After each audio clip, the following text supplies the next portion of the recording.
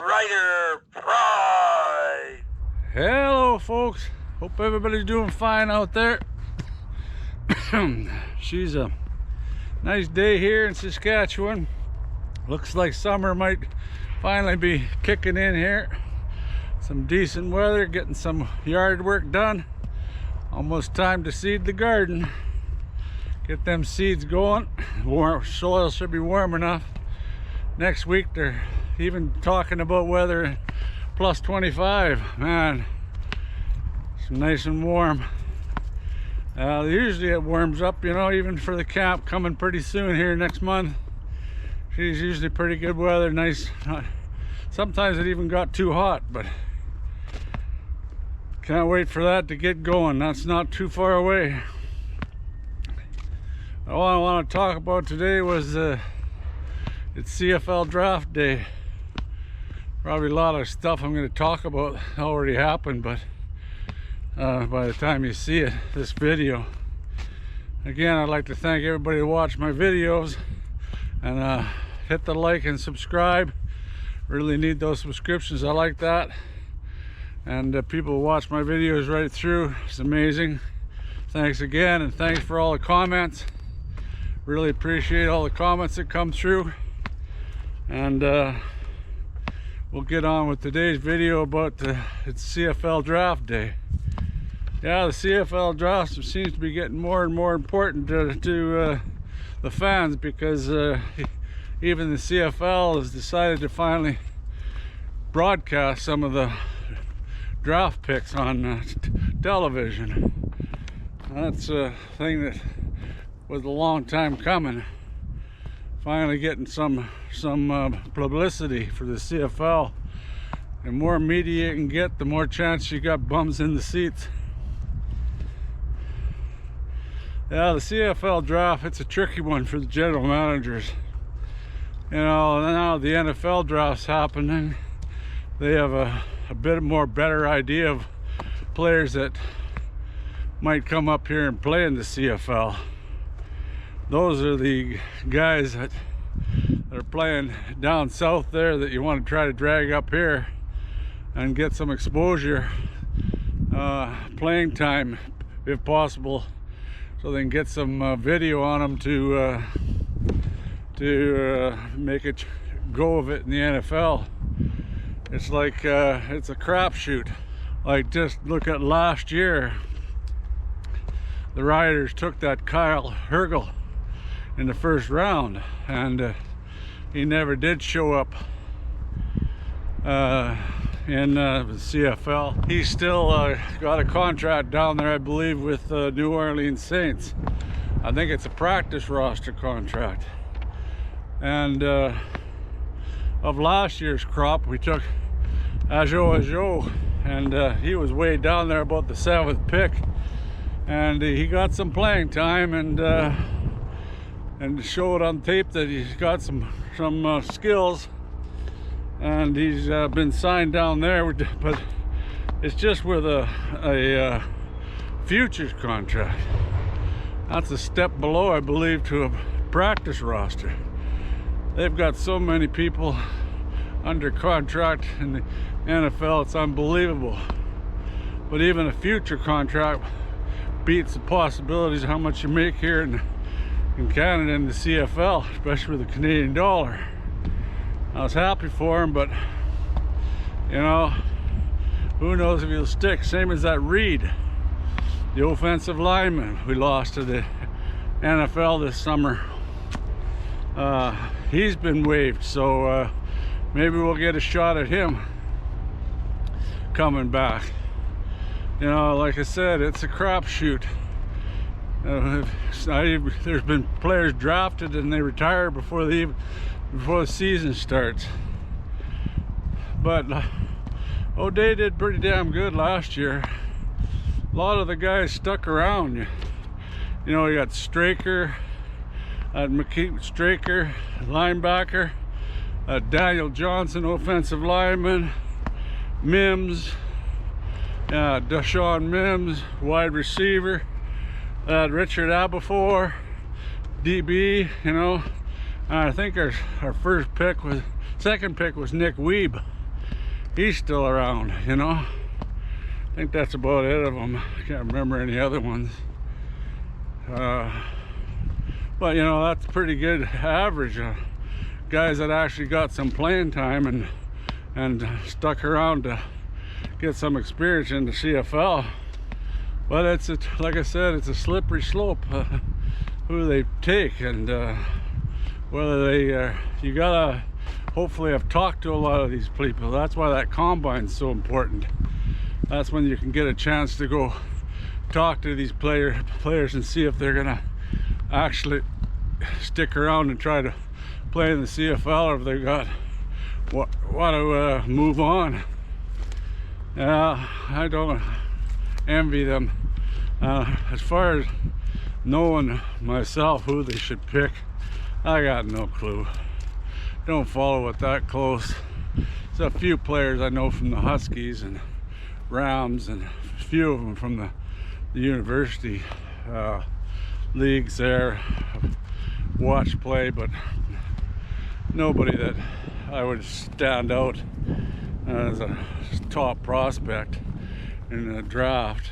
In the draft, we get fourth, and then we drop to 13th, and then we drop to, and then all the way to 25th. So, you know, it's a big drop, top 3 to the third one. Who knows who will be available at that time. But like I said, we took Joe in the 7th round, and he turned out to be a prize. So it's important to do your homework, that's for sure. And you ought to know who's going to take what ahead of you.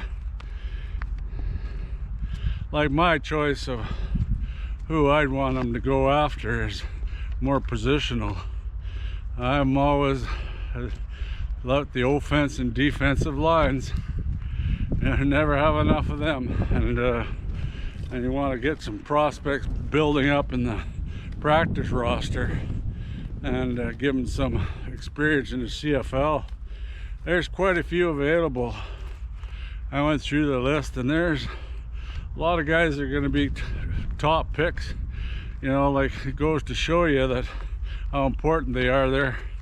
They're looking like they be the ones that go first, are the offense and defensive linemen. A couple wide receivers are looking good, but you know, I don't think the quarterbacks prospects are even looking at being picked until 2nd round. You know, like a guy like Rorick that's available. Do you take a chance down the line? Maybe he doesn't make it, and in the NFL, and you get a shot at him. Maybe worth taking him down the line there. It's a crapshoot, like I said. I'd really like him to get some more depth. Although coming to camp, it looks like we're going to have 13-0 and 13D linemen. That's a lot of competition, and I love it, you know. And there's a lot of quality guys there. I can't wait to get to see them play when they have that drill offensive lineman against defensive linemen. That's when they show all the skills they have each way. And like I said, we got a lot of good guys on both sides of the ball now. And I really like the looks of it.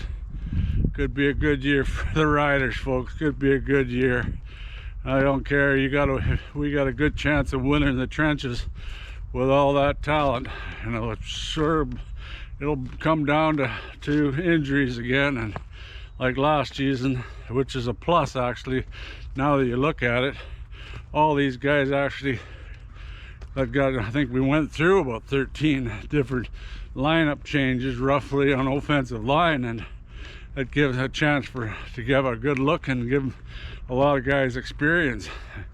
And it went down. They got rid of a couple guys just because with that experience they didn't show good, and they're gone. You know, Schweber and a few other guys.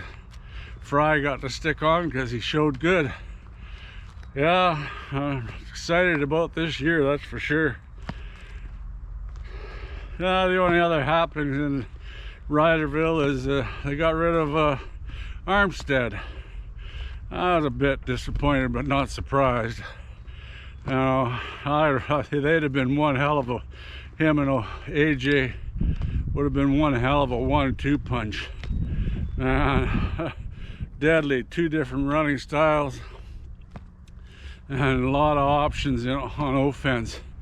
But I pretty well understand, I think, that why they didn't keep him is because of his attitude on the bench.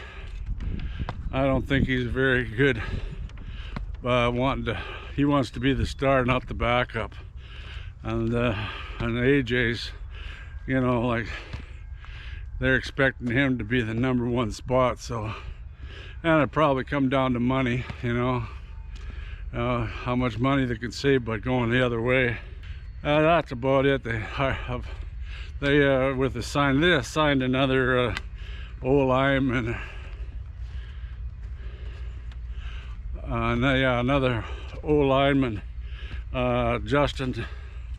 No, I think he's a D lineman. Yeah, he's a D lineman, because they lost that Bothroyd, and then they signed that Justin Jefferson.